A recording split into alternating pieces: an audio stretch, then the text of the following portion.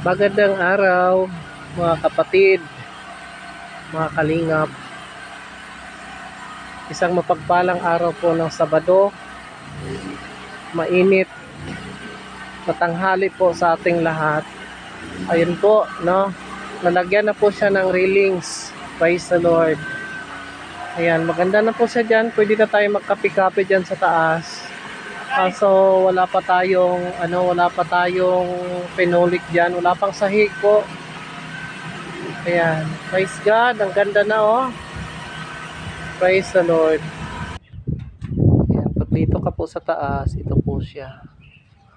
Ayan po, tapos na po siya. Kaso lang, dito ito, kulang pa ito ng cladding, klaro pa. Saka doon sa kabila oh.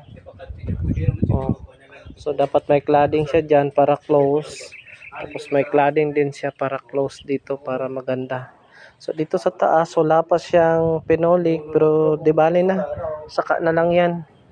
No, ang sunod naman doon naman sa baba, no, para makalipat na po kami. Wala pa pong pintuan. But we believe that God will provide. Pray for us mga kapatid, and God bless you all.